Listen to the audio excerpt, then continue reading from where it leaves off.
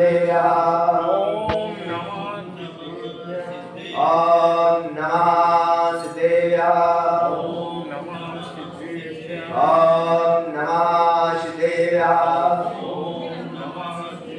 मंगलमय मंगले करण वेतरागे विज्ञान नमो ताहे जाते वै अरिहंतादि महान अरिहंतादि महान नमन चरण में करे रहे अनुनय से कर जो कदम कदम बढ़ते चले मोक्ष महल की ओर कदम कदम बढ़ते चले मोक्ष महल की ओर। वरे अनंतानंद सिद्ध परमेश्वरी भगवान की जय। श्री आदिनाथ भगवान की जय। श्री पार्श्वनाथ भगवान की जय। श्री महावीर भगवान की जय। आचार्य श्री विलासागरी महाराज की जय। आचार्य श्री विशेषागरी महाराज की जय। नवकरण मुनि महाराज की जय। जेवढे परम पूजेचे गाणी झुलले रत्ने 105 घेऊन सागरजी महाराज की जय। बात माओ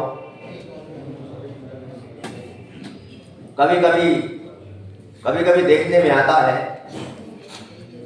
और वो चीज मुझे याद आ जाती है कि यहां पर अपन सभी लोग बैठे हैं। अभी यहां पर अगर सभी प्रकार का व्यवस्थित कार्य करता हुआ यहां पर अनेक महिला मंडल भी होंगे, अनेक महिला मंडल भी होंगे या युवा मंडल भी होंगे, सारे मंडल होंगे। लेकिन यहाँ पर एक कब उपस्थित होते हैं, कब उपस्थित होते हैं, ये तब उपस्थित होते हैं क्या तब इनके लिए अलग से मैनेजमेंट फोन करे क्या फलाने मंडल को यहाँ पर एक कार्य करना है, फलाने मंडल को यहाँ पर एक कार्य करना है। फिर उसके लिए माला पहनाई जाएगी, उसको प्रतिचिन्ह भेंट किया जाएगा, सम्मान। तो सभी की धार्मिक स्थलों पर भीड़ लग जाती है। क्या लग जाती है? यानी पूछ का जमाना है इसका। अब पूछ किसके यहाँ होती है? पूछ वाले कौन होते हैं? बोलो पूछ वाले। ध्यान रखो बंधुओं, कभी भी धार्मिक क्रियाएं हो, कभी भी तुम्हारा अभिषेक पूजा या गुरु का आगमन हो, आपके अंदर में प्रवचन चल रहा हो, वहां पर पूछ की आवश्यकता नहीं है। बोलो भगवान किसके है? बोलो मंदिर किसका है? ऐसा भाव प्रत्येक व्यक्ति को रखना चाहिए, ये भगवान मेरे हैं। जब ऐसा बात तुम्हारे अंदर आ जाएगा तो प्रत्येक व्यक्ति की भगवान की सेवा करने का भाव भी। और जब तक तुम ये सोचोगे क्या कि मंदिर की व्यवस्था तो मैनेजमेंट की है, वो जाने उसका, तब तक तुम्हारे अंतरंग में भगवान की सेवा करने का भाव जागृत नहीं होगा। कब होगा? तब आप ये मानोगे कि भगवान मेरे हैं, तब तुम्हारे अंदर में भाव आएगा कि मैं इनकी सेवा भी, तभी आएगा। आप ये मानेंगे कि गुरु मेरे हैं, तब तुम्हारे अंदर गुरु की सेवा करने का क्या आएगा? भाव आएगा। तो ऐसा भाव हमको रखना चाहिए। आज वर्तमान की स्थिति में अनेक संत आज उपदेश देते हैं और कहते हैं क्या कि जब से अनेक लोग आते हैं, अनेक माता पिता आते हैं और अनेक माता पिता आकर कहते हैं महाराज ऐसा कौन सा कर्म आया है हमारा कि हमने बेटे को पढ़ाया लिखाया बड़ा किया और अब हमारी सेवा क्या नहीं कर रहा, हमारी सेवा नहीं कर रहा। क्यों? आपके लिए तुम्हारा बेटा तुम्हारी सेवा क्यों नहीं कर रहा? बेटा बहू तुम्हारे तुमको भोजन क्यों नहीं दे रहे? क्योंकि आज हमने गुरुओं की सेवा करना बंद कर दिया, गुरुओं को चौका लगाना बंद कर दिया, उनको हाथ देना बंद कर दिया। और जब तुम अपने से बड़ों की सेवा नहीं करोगे तो तुम्हारी भी सेवा नहीं होगी। बोलो संसार का नियम है, संसार का नियम है। जिस प्रकार के संस्कार तुम्हारे होंगे उसी प्रकार के संस्कार कहां पर जाएंगे? बताओ। इसीलिए यहाँ पर आचार्य कहते हैं क्या कि अपने कर्तव्य का पालन करना चाहिए। और मैं तो सोच रहा था बैठा बैठा अभी चिंतन कर रहा था और चिंतन में आया तुमको एक बात कही मैंने कि आचार्य कुंदकुंद स्वामी ने दानम पूजा मोक्षम शब्द लिया। कौन सा? पहले दान लिया और बाद में पहले क्या लिया और बाद में पूजा। तब मैंने चिंतन किया बैठा बैठा और विचार आया इतने महान आचार्य हुए और जिन्होंने पहले दान को लिया और पूजा को। अब आप लोग भी इसमें विचार कर लेना, चिंतन कर लेना। यहां पर विचार करने का विषय यह है, जब शास्त्रों में जाते हैं, जब आचार्य भगवान के उसमें जाते हैं, तब उसमें आता है कि प्रतिमाएं कितने प्रकार की होती? बताओ, प्रतिमा कितने प्रकार की है? हाँ? अच्छा, मैंने तो 24 सुनी है। 24 भगवान की 24 प्रतिमा। अब बोलो। हाँ? और 3 24 से बोले तो 72 प्रकार की प्रतिमा है। अब बताओ। हाँ? अब तो फंस गए ना तुम। प्रतिमा कितने प्रकार की? तो ये आता है कि 24 प्रकार की भी है, अनेक प्रकार की भी है। और जब व्रतों में जाते हैं किसमें तो 11 प्रकार की प्रतिमा नहीं है, 12 प्रकार की है। कितने प्रकार की है? अभी तुमको यही पता नहीं। 12वीं प्रतिमा मुनियों की है, भिक्षु प्रतिमा। कौन सी? और यहां पर मैं जो तुमको बताने जा रहा हूं पंचम काल की स्थिति। कौन सी? कौन से काल की? पंचम काल की स्थिति के लिए कुंदकुंद भगवान ने लिखा है सूत्र और उन्होंने लिखा दानम पूजा मोक्षम। तब इसमें विचार आया कि प्रधान क्यों आया पहले, पूजा बाद में क्यों आई। आप लोग भी अच्छे से समझ लेना। क्या आप लोग अच्छे से समझ लेना। और इसमें 3 प्रकार की प्रतिमाएं बताएंगी। कितनी? अब तुम सोच रहे होंगे नई प्रतिमा कहां से प्रकट, क्योंकि ज्ञानी आत्मा है। क्या है?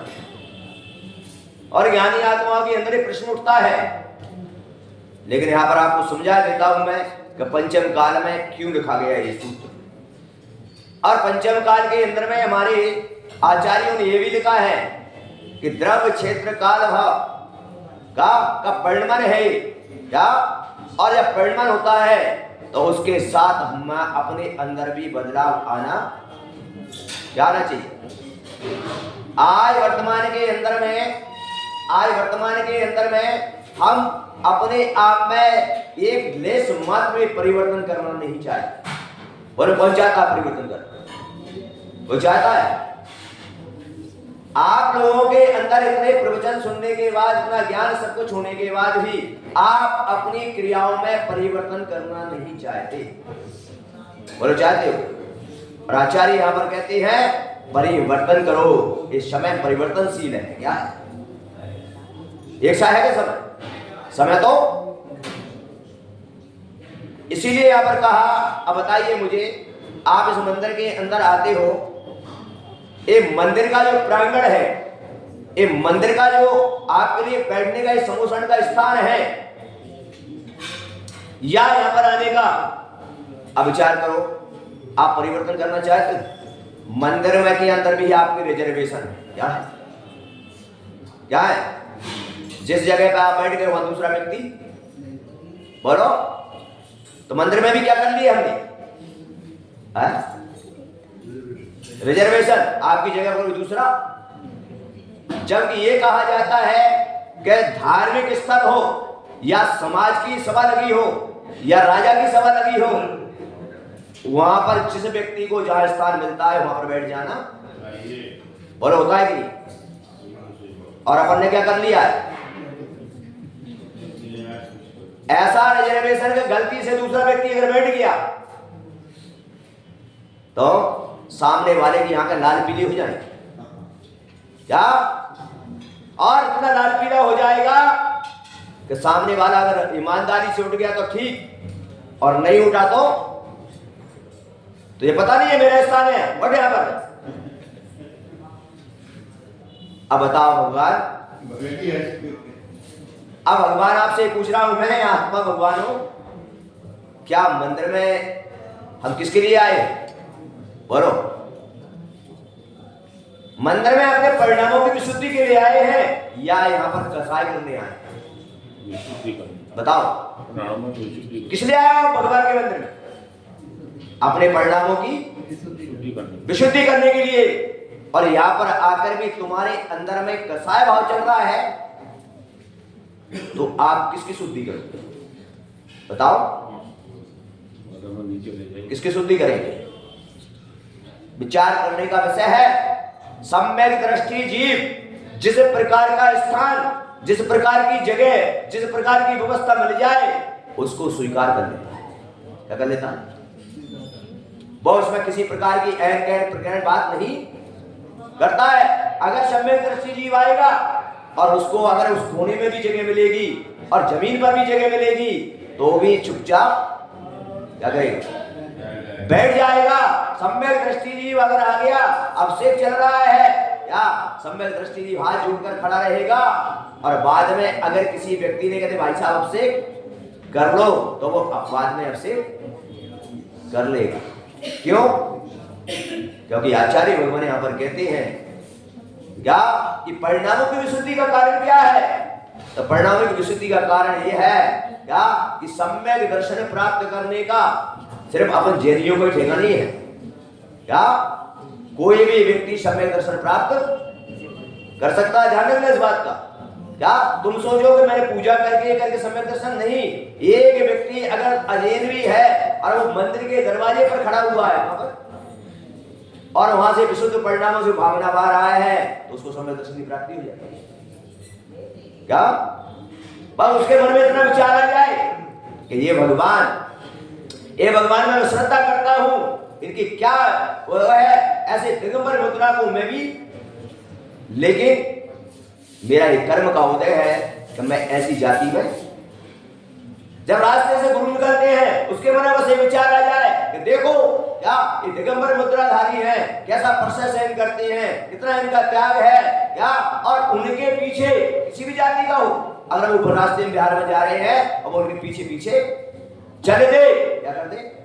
पीछे पीछे भी चलते। उसके मन में ये तो भाव आ गया कि ये दिगंबर मुद्रा है, त्याग की मूर्ति है, मैं भी इनके बिहार में थोड़ा, इतना भाव करते ही विशुद्धि बढ़ते ही सम्यक दर्शन आ जाए। अब अच्छा क्यों? कारण ये है कि वो व्यक्ति जिस क्रिया को कर नहीं सकता उस क्रिया पर श्रद्धा तो कर रहा है। क्या कर रहा है? और हम क्रिया तो कर रहे हैं लेकिन श्रद्धा, अंतर आ गया ना दोनों। क्या है? बंधुओं, 3 प्रकार की प्रतिमाओं का वर्णन किया गया। अब आपसे मैं पूछ रहा हूं तीनों प्रतिमाओं के वर्णन के बारे में। आप बताएंगे मुझे कि सामने जो वेदी में जो भगवान विराजित हैं, अब 3 प्रकार की प्रतिमाओं का वर्णन यहां पर किया गया। एक चैतन्य प्रतिमा होती है, एक चेतन अचेतन प्रतिमा होती है और एक अचेतन प्रतिमा होती है। अब बताएंगे भगवान में विराजमान है वेदी में, ये कौन सी नंबर की प्रतिमा है?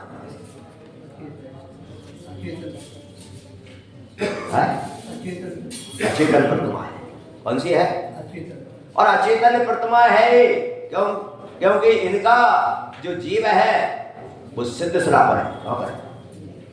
और सिद्ध शिला पर जाने वाला जीव संसार में वापस आता है क्या? वो नहीं आता।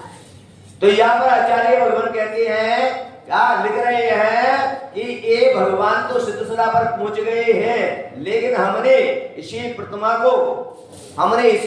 को एक सूर्य मंत्र देकर पंचकल्याणक कराकर इसमें स्थापना की है। क्या जैसे भगवान थे हमने वैसे ही इनको स्वीकार किया है और इन भगवान की पूजा अर्चना करके हम उनका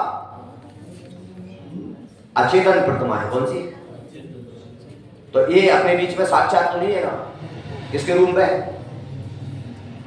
प्रतिबिंब के रूप में। इसमें साक्षात तो इनका जीव कहां पर है? समझ आ गया ना? तो इनका अभाव है साक्षात हमारे लिए, इसलिए हम प्रतिबिंब के रूप में। दूसरे प्रकार की प्रतिमा आती है चैतन्य प्रतिमा। चैतन्य प्रतिमा का मतलब है कि पंचम काल में समूह स्वर्ण भी नहीं लगते होते हैं। पंचम काल में समूह स्वर्ण, अब ये समूह स्वर्ण नहीं लगते तो साक्षात केवली भगवान भी आपको प्राप्त नहीं होते। केवली भगवान समूह स्वर्ण में विराजते हैं तो कौन सी प्रतिमा हो गई वो? बोलो। हाँ, चैतन्य प्रतिमा है, क्योंकि उनके अंदर अभी जो आत्मा है वो जीव है, इसलिए वो कौन सी प्रतिमा हो गई? चैतन्य प्रतिमा। और चैतन्य प्रतिमा भी आप हमारे बीच में, बोलो। तो आचार्य कुंद भगवान कहते हैं कि आज वर्तमान में चेतन और अचेतन प्रतिमा है। कौन सी? चेतन और वो है वर्तमान में साधु। और मैं यहां पर बैठा हूं ना, तो मेरा ये शरीर है क्या? जब तक इसमें जीव है जब तक क्या क्या रहेगा? अरे पिछी कमंडल, पिछी कमंडल कैसे है? चेतन है क्या? चेतन है। तब चेतन और अचेतन यानी बिगर पिछी कमंडल के भी आप साधु। तो आचार्य कुंद भगवान ने इसे लिखा पंचम काल में दानम पूजा मोक्षम श्रावक धर्मम, क्या लिखा? समझ में आ रही है नहीं आ रही बात? उन्होंने लिखा कि जिस चीज का हमें अभाव है, क्या? जिस चीज का हमको अभाव है और जो प्रत्यक्ष रूप में हमें प्राप्त हो रही है, अब सोच लेना, विचार कर लेना। प्रत्यक्ष रूप में हमको जो प्राप्त हो रही है, तो आचार्य भगवान कह रहे हैं कुंद स्वामी क्या कि अगर आपने काल के हिसाब से अपना परिणमन नहीं किया, तो आचार्य भगवान कहते हैं क्या कि अगर आपने भगवान का अभिषेक किया, भगवान की पूजा की आपने, और चलते फिरते पंचम काल के जो भगवान के स्वरूप हैं, इनको एक अंजलि अगर जल नहीं दिया, एक गिलास आहार नहीं दिया, तो आचार्य कुंद स्वामी कहते हैं कि भगवान तुम्हारी अभिषेक पूजा को स्वीकार नहीं करते, नहीं करते। वो कहते हैं क्या साक्षात मेरे स्वरूप वाले जो साक्षात चेतन रूप में घूम रहे हैं, क्या उनको तो तूने जल नहीं पिलाया और मेरे ऊपर कलसा? अब बोलो। इसलिए कुंद स्वामी ने लिखा दान पूजा मोक्ष। विचार करो, आप भी सोच सकते हो, विचार कर सकते हो।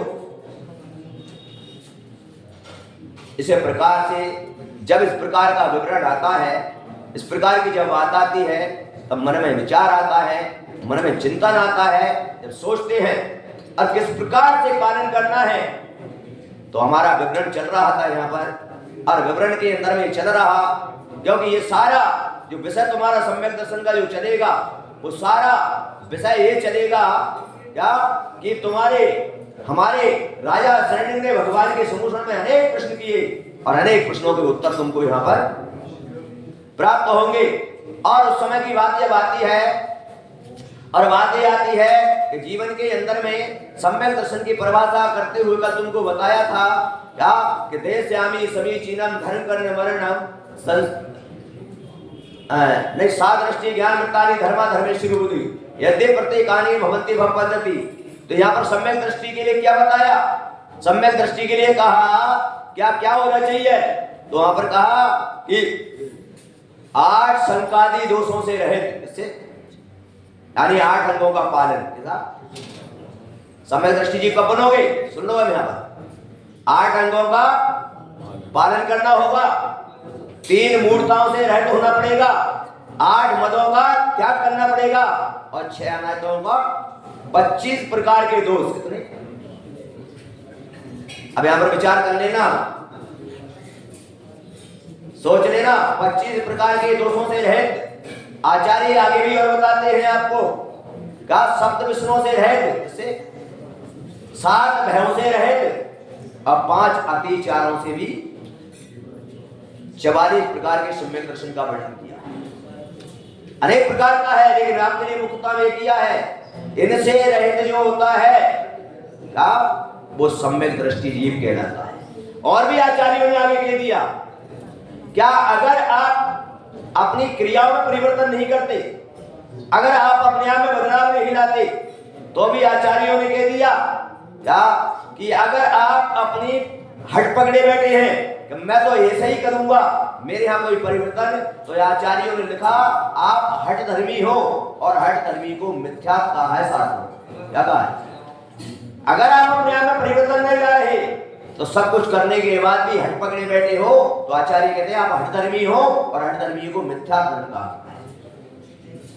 इसीलिए समय पर किस प्रकार का वातावरण है, किस प्रकार की अनुकूलता है, किस प्रकार का कार्य है, ये देखकर हमको अपने आप में परिवर्तन कर लेना, क्या कर लेना चाहिए? अपनी क्रियाओं में बदलाव कर लेना। लेकिन अपन टस से बोलो, टस से बस होने को तैयार नहीं है। और अगर अपनी क्रिया में कोई बाधा करेगा तो लड़ने को काय को तैयार। अब बोलो, विचार करो, कितनी कितनी आचार्य भगवान ने शास्त्रों में बातें लिखी गई हैं। तो इसलिए मेरा आपसे निवेदन है, हठ धर्मी मत बनो। क्या मत बनो? हठ धर्मी मत बनो, सरल स्वामी बनो। क्या बनो? कैसे बनना? सरल स्वामी बनो, हठ धर्मी मत बनो। और आज अपन ऐसे हठ धर्मी हो चुके हैं कि तुमको कोई बदल बोलो। ध्यान रखो बंधुओं, ये जो पूजा पाठ कर रहे हैं, ये क्रियाएं कर रहे हैं, जिस प्रकार तुमने पढ़ाई की होगी क्लासों में, तो अनेक प्रकार के राइटरों की किताबें होती हैं। क्या होती है? अनेक प्रकार के राइटरों की किताब होती है। और जिस राइटर की किताब तुम्हारे हाथ में आ गई, तुम जो पढ़ रहे हो वो तुम्हारे लिए ठीक है। लेकिन आचार्य कहते हैं, यहाँ पर आपको बताते हैं कि राइटरों की किताबें कितनी भी हो, लेकिन क्लास नहीं रहेगी। क्लास बोलो, आपकी पूजा करने की पद्धति अलग अलग हो सकती है, पर तीर्थंकर को बोलो बदल दोगे क्या? तीर्थंकर बदल दोगे क्या? नहीं। आपकी क्रिया अलग हो सकती है, पद्धति अलग हो सकती है, लेकिन तीर्थंकर तो हमारे 24 हैं और 24 ही रहेंगे। बोलो, इसीलिए कहा कि इन क्रियाओं में ज्यादा रचना मत करो, ज्यादा हठधर्मी मत बना करो, सरलता का भाव लाओ। क्या लाओ? किसका भाव लाओ? सरलता का भाव लाओ। क्या? सरलता का भाव का मतलब है कि जब अपने से बड़े आ जाए तो उनकी आज्ञा का क्या करो? इसको कहते हैं सरलता। इसको क्या कहते हैं? सरलता। और अपन से बड़े भी आ गए, बोले भगवान भी आ जाए, फिर भी मैं बदलने वाला। नियम तो यही कहता है कि जब जब कोई बड़े आ जाए तो छोटे को अपनी क्रिया गौर कर देना। बोलो, तुमने देखा है ना, जैसे अभी मैं यहाँ पर बैठा हूँ, आपको उपदेश दे रहा हूँ, यहाँ बैठा हूँ, और अभी मुनि महाराज जाए तो मेरी सारी क्रिया गौर हो जाएगी, क्योंकि मुझसे बड़े आ गए। अब उनके अनुसार मेरा, अगर मैं प्रवचन भी करूंगा तो उनकी बिगड़ आज्ञा के बोलो होता है कि नहीं होता? मंचों पर तुमने देखा भी होगा कि नहीं देखा? तो इस प्रकार से जब कोई बड़े आ जाए तो हमको क्या करना चाहिए? सरल स्वामी बन जाना चाहिए। क्या? कि ठीक है, आप जब तक हो, जब तक हम आपके अनुसार आज्ञा का पालन करेंगे, और तुम्हारे जाने के बाद हम जो कर रहे हैं वो फिर कोई दिक्कत नहीं है। इसी प्रकार से जब इस प्रकार का विवरण आया और सम्यक दर्शन की जब बात आई, अब किसकी बात आ गई? सम्यक दर्शन। आज तुम्हारे लिए ये भूमिका बनाने के बाद कल आपको सम्यक दर्शन के अंगों का वर्णन बताया जाएगा। 8 अंगों का वर्णन, और 8 अंगों का वर्णन तुम्हारी समझ में आ जाएगा तो समझ लेना तुम्हारा बेड़ा। अभी आप समझो, हमारा धर्म कहता है क्या कि अनेक बार दौलत राम ने 6 डाला में कई अच्छे सूत्र लिखे, और उन्होंने लिखा कि ज्ञान और चारित्र बगैर सम्यक दर्शन के क्या कहा? बोलो। और उन्होंने लेखक के दिया क्या कि बिगर सम्यक दर्शन से रहते होकर 11 अंग 14 पूर्व का ज्ञान का धारी और अनेक बार चारित्र को धारण करने वाला, अनेक लाखों करोड़ों बार पिछी कमंडल धारण कर लिए, इतने पिछी कमंडल के इकट्ठे कर दो, लेकिन सम्यक दर्शन से रहते होने के बाद आज तक संसार में परिवर्तन कर। अब बता तुम मुझे, तुम्हारी छोटी मोटी ककारियों को तुम बहुत बड़ा समझ रहे हो। या तो ये तक कह दिया, क्या कह दिया? सम्यक दर्शन की प्राप्ति करो। करें किसकी? बंधुओं, आज हमारे अंदर में पूरे देश में भ्रमण करने के बाद एक कथन आता है कि ज्ञान और क्रियाएं बढ़ती जा रही हैं और श्रद्धा हमारा क्या होता जा रहा है? बोलो, घटता जा रहा है, सामने घटता जा ध्यान रखो। और ज्ञान और क्रिया की यहां पर आचार्य ने लिखा कि इसका फल है 0 0। क्या है? क्या है इसका फल? 0। क्या है? लेकिन अगर आप लोगों को आज तक तुमने जितने भी 0 इकट्ठे किए उनकी अगर वैल्यू करना है तुम्हें, तो आचार्य यहां पर कहते हैं कि आपके पास 10 0 है, 5 0 है किसी के पास 10 0, अभी तक कुछ नहीं मिला, कोई बात नहीं। लेकिन आचार्य कहते हैं अभी भी सम्यक दर्शन की प्राप्ति कर ले, क्योंकि सम्यक दर्शन अंक है। अंक क्या है? सम्यक दर्शन अंक है। और जब 0 के आगे अंक लगा दिया जाए तो उस 0 की बराबर वैल्यू होती है कि नहीं? अगर आपके पास 10 0 है और उसके आगे 1 लगा दिया जाए तो करोड़ों की। इसी प्रकार हमारे जीवन में जो हम कर रहे हैं, तो आय आचार्य भगवान कह रहे हैं कि अभी तक हमारी समझ में नहीं आया, हम ज्ञान पूर्वक क्रिया करते रहे। इसके पूर्वक ज्ञान पूर्वक क्रिया हो रही है आपकी, क्या पूर्वक हो रही है, लेकिन श्रद्धा उस प्रकार की अपनी है कि नहीं? क्या है कि नहीं? इस प्रकार का जब भाव आता है बंधुओं, तब मन में विचार आता है। आप लोग ईमानदारी से बताना, आप जब अभिषेक करते हो, अभिषेक करते समय सिर्फ जल ढारते हो या आपको कुछ भावना भी रहती है? मुझे तो लगता है कि इससे ज्यादा हम कुछ भी, वहां पर भावना भी तो होना चाहिए। हो तीर्थंकर भगवान का अभिषेक, किसका अभिषेक? अभिषेक कर रहे हैं हम तीर्थंकर भगवान के अभिषेक की या जन्म की कितनी बड़ी विशेषता होती है, पता है आप? ये बात बताओ कि तीर्थंकर का भी जन्म हुआ, तुम्हारा भी क्या हुआ? जन्म हुआ। तुम्हारा जन्म होते ही कितने पापी जीव पैदा होते हैं पंचम काल में? क्या कि जन्म होते ही 10 दिन का सूतक लग जाता है। कितने दिन का? बोलो। पूरा परिवार को उस जीव ने क्या कर दिया? सारे परिवार को धर्म से क्या कर दिया? बोलो। धर्म से वंचित कर दिया। चार, अब तुम 10 दिन तक अभिषेक नहीं कर सकते। 10 दिन तक गुरु को बोलो। क्यों? पापी जीव आया ना। कौन आया? तभी तो तुमको क्या कर दिया? और उस मां को 45 दिन तक है बोलो धर्म से किससे वंचित कर दिया? विचार करो थोड़ा सा।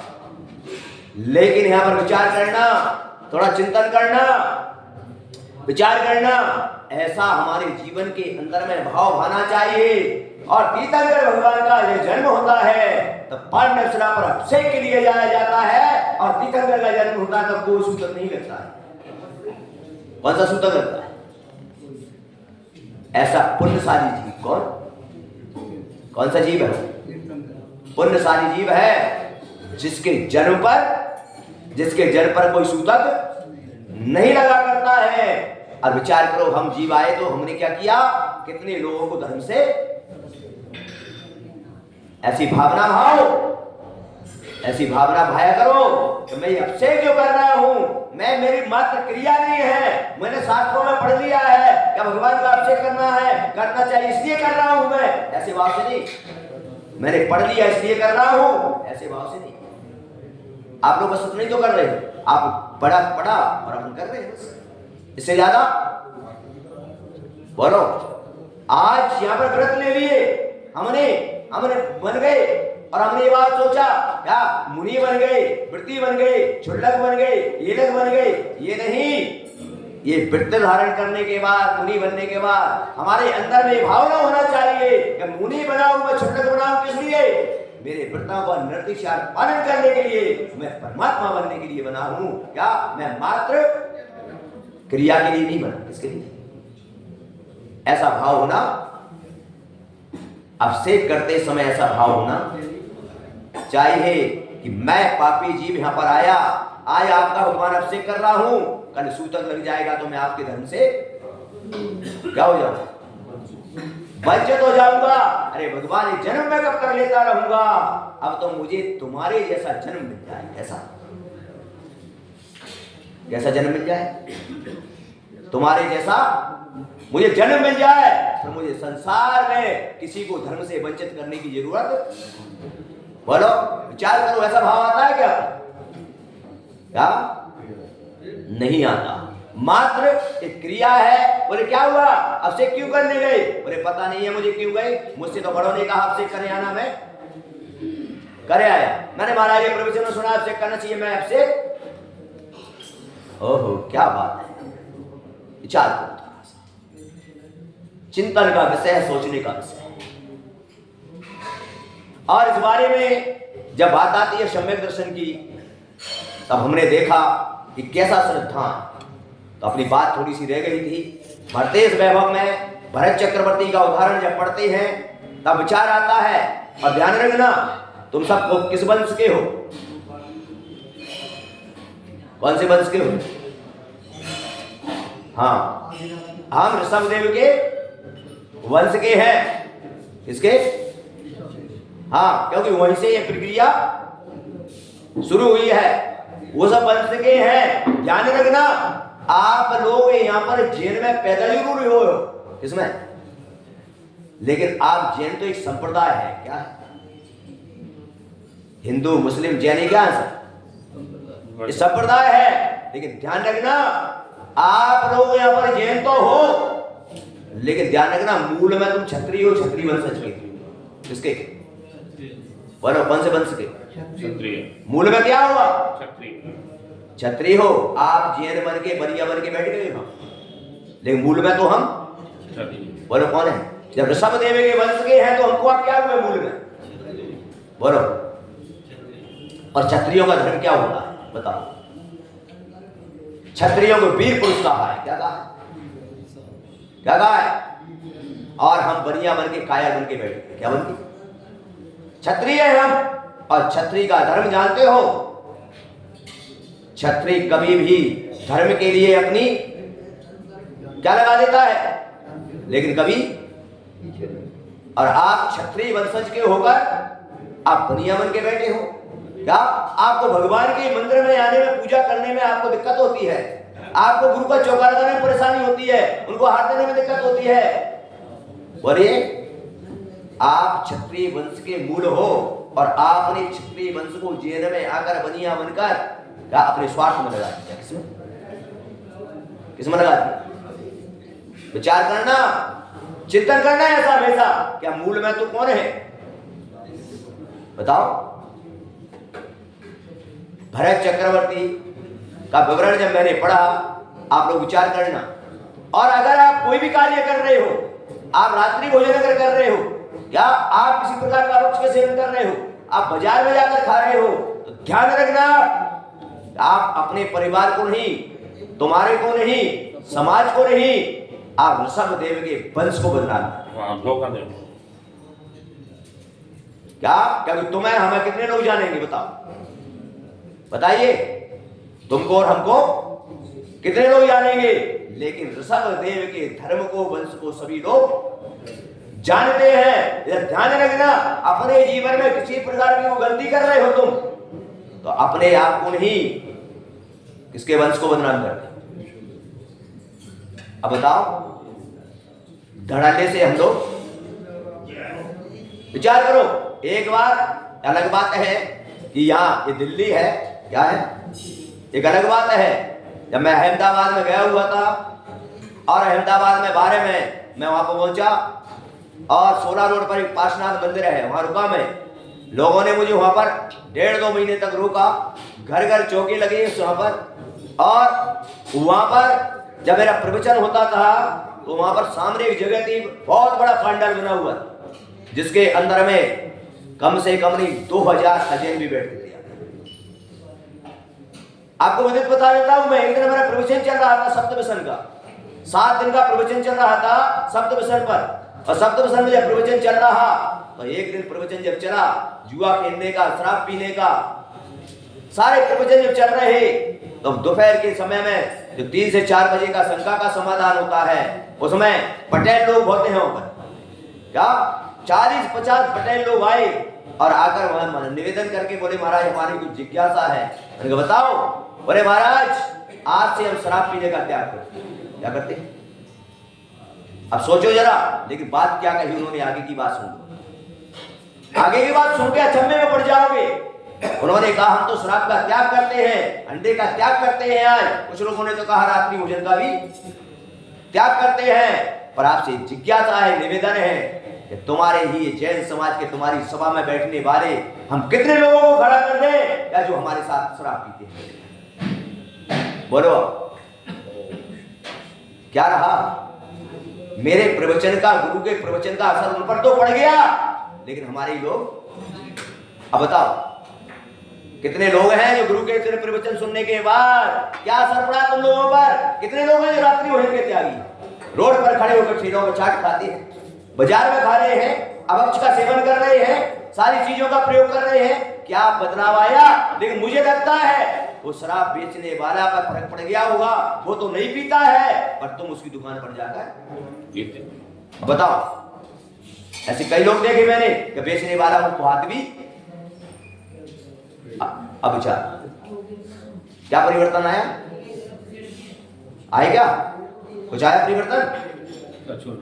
किस पर आया परिवर्तन? ऐसा परिवर्तन की आवश्यकता है हमको। इसकी वो चक्रवर्ती का जो वर्णन मैंने पढ़ा कि चक्रवर्ती के 365 रसोइया होते हैं। कितने होते हैं? 365 रसोइया होते हैं, और उसके अनेक महल होते हैं। क्या होते हैं? अनेक प्रकार की व्यवस्थाएं। लेकिन ध्यान रखना, 365 रसोइया होने के बाद, क्या सारी धर्मशाला होने के बाद, सारे महल होने के बाद भी उस चक्रवर्ती के यहाँ राजमहल में चौका लगता है, और राजमहल में चौका लगाने के लिए उसकी रानियां जाती हैं, कोई भी नौकर नहीं जाता। विचार करना, कौन जाते हैं? और राजमहल में चौका लगता है। इसमें 365 रसोइया होने के बाद कहते हैं गुरु के और मेरे आहार बनाने के लिए कौन बनाएंगी? क्यों? क्योंकि तुमको पता है ना कि भगवान की सेवा, गुरु की सेवा स्वयं के पुरुषार्थ से ही करना। बोलो किसके पुरुषार्थ से करना चाहिए?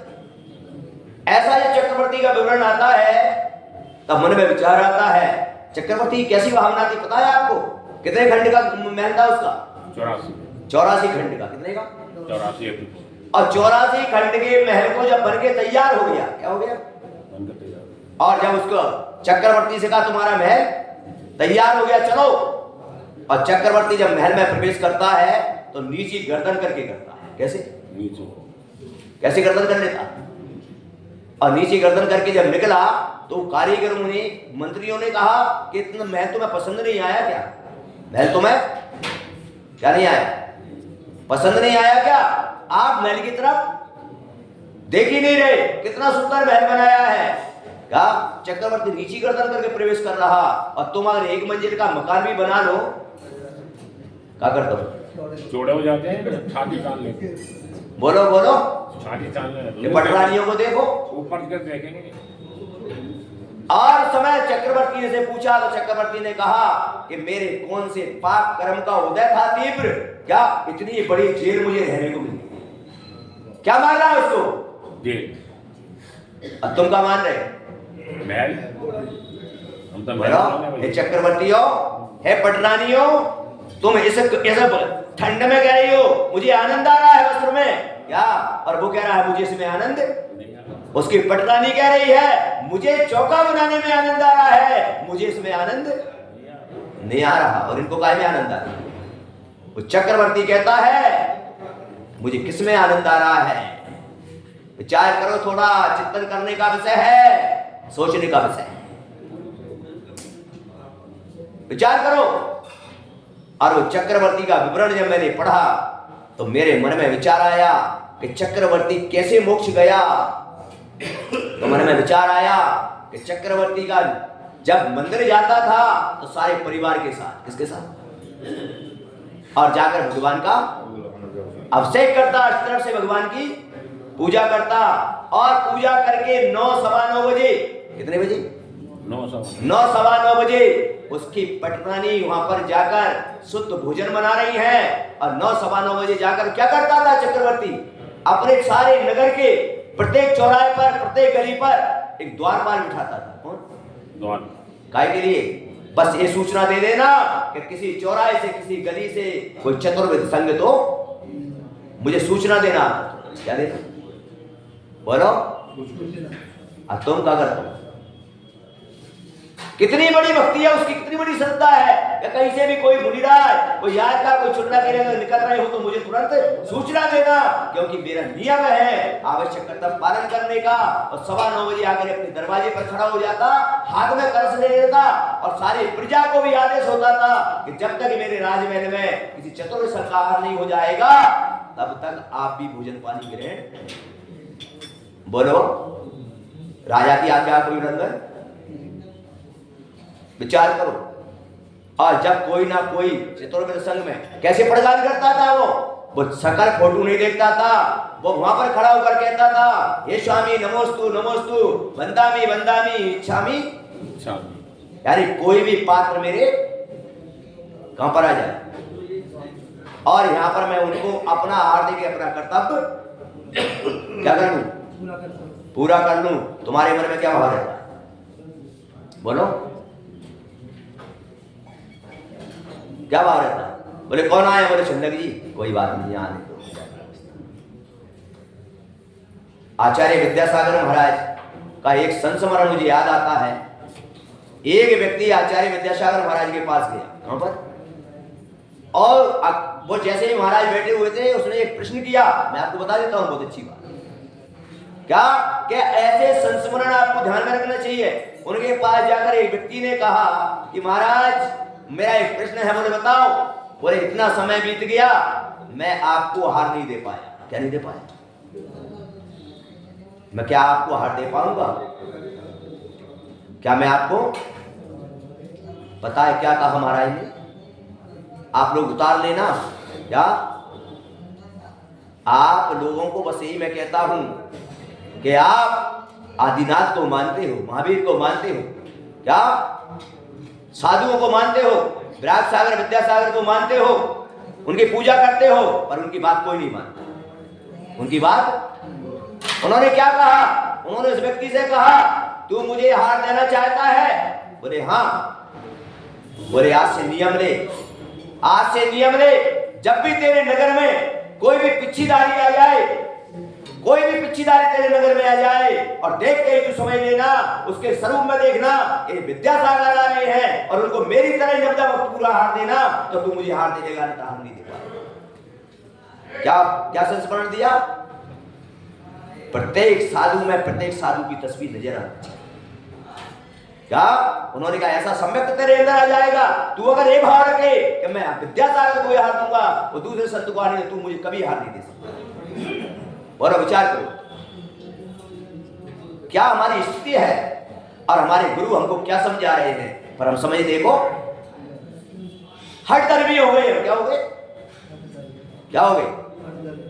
हम अपने को परिवर्तन करना नहीं चाहते, लेकिन यहां पर आचार्य भगवान नहीं कहते, और मैं भी यही निवेदन करना चाहता हूं, आप सरल स्वभावी बन जाओ और अपने आप में परिवर्तन लाओ। क्या लाओ? अपने आप में बदलाव लाओ, और अगर तुम बदल गए क्या, तब तुम्हारा जीवन का कल्याण हो जाएगा। और अगर तुम नहीं बदले तो अनादि काल से और अनंत काल तक इसी प्रकार परिभ्रमण करते रहो। इसलिए ये विगुण सागर महाराज आए हैं तुम्हें बदलने के लिए। इसके लिए बदला लेने नहीं आया मैं तुमसे, क्या तुम सोचो महाराज तो सुनाता है रोज, मेरी कोई तुमसे दुश्मनी है क्या? बदलने मेरी कोई तुमसे दुश्मनी है क्या? ना मेरा तुमसे कोई कसाय भाव है क्या? बोलो, मैं तुमसे बदला लेने नहीं आया। जो कहते हो महाराज रोज रोज हमको, अरे मैं बदला लेने नहीं, मैं तुमको बदलने आया हूं। और एक बार तुम मेरी वाणी से बदल गए तो तुम्हारे जीवन का कल्याण हो जाएगा। इसलिए मैं बार बार कहता हूं, बदलो, अपने आप को बदलो। क्या करो? अपने आप को बदलो। इसलिए तो चक्रवर्ती जब एक दिन की घटना उसके जीवन में आती है, वो रोज ये कार्य करता था और रोज कोई ना कोई उसके पुण्य से सत्पात्र उसको मिल जाता था। एक दिन की घटना आती है कि चक्रवर्ती पूजा किया, अभिषेक किया, और पूजा अभिषेक करने के बाद जैसे वो महल के दरवाजे पर आया, मंत्री भी खड़े हैं, प्रजा भी वहीं पर खड़ी है, हाथ में कलश ले लिया और दरवाजे पर खड़ा हो गया और दरवाजे पर पड़कान विधि कर रहा है। इधर देखता है, इधर देखता है और ऊपर भी देखता है। कहां पर? इधर क्यों देखता है? इधर से भी संत आ सकते हो, उधर से भी, और आकाश मार्ग से रिद्धिधारी भी विचार करो। और वहां पर देख रहा है, सारे द्वारपाल बैठे हुए हैं, इंतजार कर रहा है तो कोई सूचना लेकर आए कि कहीं से मुनि महाराज। लेकिन एक दिन ऐसा हुआ कि 11:30 बज गए। कितने बज गए? 11:30। देखना, अपनी तरह यूं चावल चढ़ा के नाश्ता करने नहीं जाता वो चक्रवर्ती। यूं यहां पर करने के बाद दुकान खोल के नहीं बैठता। ध्यान रखो इस बात का। 11:30 बज गए। कितने? कोई भी चतुर्वेद संघ का कोई भी नहीं आया। जब उसने देखा कि 12 बजने वाले हैं, सामयिक काल शुरू होने वाला है, अब कोई भी संघ आने वाला, क्या तुम्हारी तरह भोजन करने चला गया? तुम्हारी तरह राजकाज खोल के बैठ गया? ध्यान रखो, ऐसी श्रद्धा हो तब जाके कल्याण होता है। क्या? और चक्रवर्ती ने देखा तो चक्रवर्ती की आंखों में आंसुओं की धार लगी, हाथ कांपने लगे, बार बार जमीन पर गिरता बार उठता, अपने आप को धिक्कार रहा था। क्या तुम्हारे अंदर में, तुम्हारे नगर से कोई साधु आए और चला जाए, या तुम्हारे घर पर कोई हाथ दे पाए ना दे पाए, चौका लग पाए ना लग पाए, यहां पर आए और चले गए, क्या तुम्हारे अंदर कभी ऐसा करुणा का आंसू आया अपने मन में कि आज मेरे नगर में संत आए और मैं हार नहीं दे पाया, मेरे कौन से पाप कर्म हो गए? आया क्या ऐसा? नहीं आया। मेरे नगर में संत आए और मैं ओहो हार नहीं दे पाया उनको, कौन से मेरे पाप कर्म का उदय। नगर में संत आए और मैं, मेरे दरवाजे से साधु निकल गया, मैं उनकी पड़ताल नहीं कर पाया, मेरे कौन से पाप कर्म का? ऐसा विचार मन में जब आएगा, मात्र व्यवस्थाओं से काम चलने वाला नहीं। उस समय चक्रवर्ती से पूछा गया, मंत्रियों ने कहा, प्रजाजनों ने कहा कि आप तो चक्रवर्ती हैं, आप तो देवशास्त्र गुरु के अलावा आप पर किसी और हैं, आपके ऊपर किसी का शासन नहीं चलता, आपकी आंखों में आंसू क्यों आए? ओहो, कितने गजब की बात कही चक्रवर्ती ने। चक्रवर्ती ने कहा कि इन आंखों ने भगवान के दर्शन किए, इन आंखों ने जिनवाणी मां का वाचन किया, और आज इन आंखों ने किसी गुरु के दर्शन नहीं किए, इसलिए आंखें कोई मतलब की नहीं है। क्या कहा? एक दिन मात्र, क्योंकि देव शास्त्र गुरु तीन रतन करता, तीनों के मिलने के बगैर तुम्हारा सम्यक दर्शन नहीं होता, तीनों के मिलने बगैर तुम्हारी क्रिया पूरी नहीं होती। ऐसा मन में कभी विचार आता है? नहीं आता ना। क्यों? कहां से क्या होगा? मात्र क्रिया करने से काम नहीं, ऐसा श्रद्धान भी होना चाहिए। आंखों में आंसू आ रहे हैं, कह रहा है कि आज कौन सा दिन मेरे जीवन में आया, मैं आज अपने कर्तव्य का पालन नहीं कर सका, इस धरती पर मुझे जीने का कोई अधिकार नहीं। ओहो, कितना पश्चाताप कर रहा है। तुम्हारे जीवन में रोज घटनाएं घटती है, तुम्हें क्या फर्क पड़ता है? बोले महाराज तो रोज आते हैं और रोज, बोले महाराज हमारे नगर में तो महाराज रोज ही आते हैं, रोज आते हैं, लान लगी। बोलो नहीं बंधुओं, ध्यान रखो, देव शास्त्र गुरु की भक्ति करते करते देव साथ गुरु की भक्ति करते करते के मन में विकल्प भी ना आ जाए। क्या कभी मन में सपने में भी विकल्प में भी ना आ जाए कि मैं इनकी भक्ति करने से थक गया, मैं परेशान हो गया, ऐसा विकल्प ना आ जाए। नहीं समझ लेना, ऐसा विकल्प आते ही तुम्हारे बुरे दिन शुरू हो जाए। ऐसा विचार करना कि ये मौका मुझे, ये धर्म मुझे मेरी जिंदगी की आखिरी सांस है तब तक मुझे करने को प्राप्त होता नहीं। चक्रवर्ती से पूछा तुम्हारे हाथ क्यों कांप रहे हैं? तब उसने कहा इन्होंने भगवान का कलश उठाया, अभिषेक किया, पूजा किया, लेकिन इन हाथों ने किसी गुरु को हाथ दान नहीं दिया, इसलिए ऐसा लग रहा है हाथ नहीं, मेरे हाथ डंडे लगे हुए डंडे। कितनी गजब की करुणा भाव, कितनी गजब की आस्था है, विचार करो। और वो चक्रवर्ती से पूछा गया तुम्हारा ये मस्तक क्यों लटका है? तो उन्होंने कहा ये मस्तक भगवान के चरणों में झुका, जिनवाणी के आगे झुका, पर किसी गुरु के चरणों में नहीं झुका।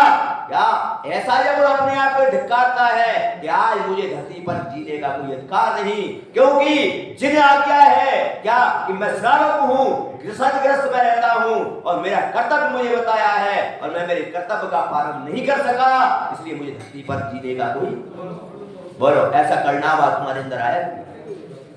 ऐसा जिस दिन पश्चाताप तुम्हारे अंदर आ जाएगा, ऐसा तुम्हारे हृदय के अंदर में ऐसी झरना बह जाएगा, उसी दिन समझ लेना तुम्हारे कर्मों की निर्जरा शुरू हो जाएगी,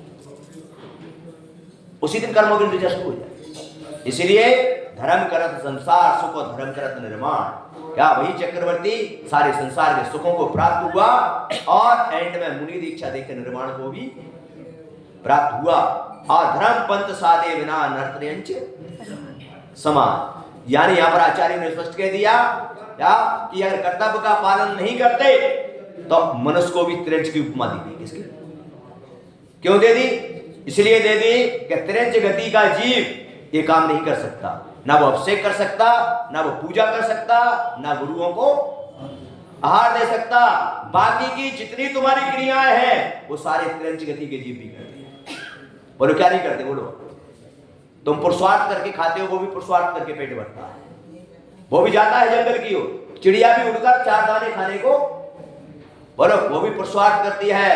बोलो तुम क्या कर रहे हो? तुम इंद्रियों के भोग भोगते हो, वो भी भोग रहे हैं। बोलो तुम भी सोते हो, तुम भी जागते हो, वो भी कर रहा है। तुम भी बच्चों को जन्म देते हैं, तो त्रिंच गति के जीव, अरे तुम तो एक बच्चे को जन्म देते हो, अरे त्रिंच गति के जीव तो एक साथ 12 बच्चों को जन्म देते हैं। बोलो और उनका भी पालन करते हैं कि नहीं? बोलो कोई बड़ी बात? इसीलिए यहां पर कहा कि धर्म पंथ साधे बिना नर्तयंच, अगर वो कर्तव्य का पालन नहीं कर रहा है और संसार के भोगों को ही अपना मान रहा है, संसार में इसमें वैभव में ही आनंद मना रहा है, कर्तव्य का पालन नहीं कर रहा है, तो आचार्य कहते हैं उसे त्रिंच की समान उपमा दी गई है। किसके समान? अब आप विचार कर लेना, आप चिंतन कर लेना, सोच लेना और अपने आप में चिंतन में बैठ जाना। चिंता मत करना, घर पर जाके माता चिंता मत करना कि मैं कैसे चौका लगाऊंगी, चिंतन में डूब जाना। चिंतन में डूबते ही तुम्हारे घर में चौका लगना शुरू हो जाएगा। चिंता मत करना मैं मंदिर में अभिषेक कैसे करूं, चिंतन में डूब जाना, तुम्हारा अभिषेक करना शुरू हो जाएगा। आप क्या करते हो? चिंता करते हो। क्या करते हो? अब बैठे यहां पर चिंता कर रहे हैं कैसे क्या करें, क्या होगा। अरे भाई साहब चिंतन करके देखो, आपके सारे रास्ते खुल जाए।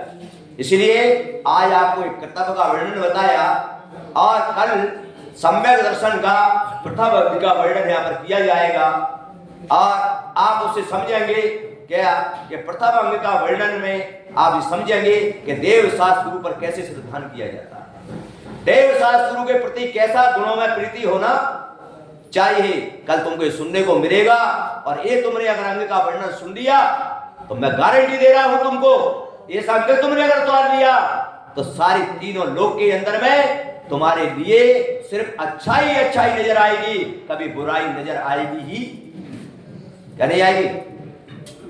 हर चीज में क्या नजर आएगी आपको? अच्छाई नजर आएगी, कभी बुराई नजर नहीं आएगी। कल ये वृत्तांत आपको सुनने को मिलेगा यहाँ पर, अगर आप मन वचन काय से इसको सुनोगे। मुझे तो पूर्ण विश्वास है क्या कि ये उपदेश जो चलता है निश्चित आप अपने हृदय में उतारेंगे और हृदय में उतारकर इस पर चलने का प्रयास करेंगे और ऐसे सम्यक दर्शन को प्राप्त कर आप अपने आत्मा का कल्याण निश्चित तय करेंगे। और सम्यक दर्शन प्रथम सीढ़ी है। क्या है? सम्यक दर्शन के बगैर यानी बिगर जीना के बगैर छत पर बोलो नहीं चढ़ा जा सकता। क्या? और ध्यान रखो, जीना काय के लिए होता है? पहले तुमने देखा ना कि पहले हम छत पर चढ़ते थे तो एक लकड़ी की सीढ़ी लगाते थे। किसकी? और ऊपर छत पर पहुंचने के बाद उस सीढ़ी को क्या करते थे? हटा देते थे। फिर सीढ़ी की जरूरत, जब तक हम मोक्ष नहीं जाएंगे तब तक सम्यक दर्शन हमारी क्या है? सीढ़ी है। और इसके बगैर छत पर नहीं पहुंच सकते। तो सबसे पहले सीढ़ी तो है नहीं अपने पास, और कहां पर छलांग लगा रहे हैं? तो क्या होगा? छत पर तो नहीं पहुंचोगे, पर गिरोगे तो हाथ पैर और क्या कर लोगे? सीधी छलांग लगाओगे सीढ़ी के बगैर तो क्या होगा? छत पर तो नहीं पहुंचोगे, पर वापस जमीन पर और हाथ पैर और साथ में। इसीलिए आज इतना ही आप लोगों के लिए जो भी समय मिला है उस समय का सदुपयोग कर लें। क्या कर लें? सदुपयोग कर लें। और ये तो तुमको पहले ही बता दिया है कि तो साधु संत हैं और साधु संतों का तो कोई ठिकाना नहीं है। क्या? जब उनके मन में आ जाए तब उठा पीछी कमंडल अपने क्या करते हैं? चल देते हैं। इन्हें किसी की आज्ञा की जरूरत नहीं है। क्या? ये तो जब मन में आया तब चले दिए। इसलिए जो भी समय मिला है उसका सदुपयोग करें। निश्चित ही तुम्हारा जीवन शुभ मंगलमय बनेगा। मैं तो भगवान से यही कहता हूं क्या कि अपने जीवन में इन भव्य जीवों का कल्याण हो और इनमें इनके अंदर बदलाव आए। क्या है? क्या है? बदलाव आए, कैसे भी आए, और बदलाव आ जाएगा तो जीवन का आनंद प्राप्त हो जाएगा। और ये पंच परमेष्ठी भगवान की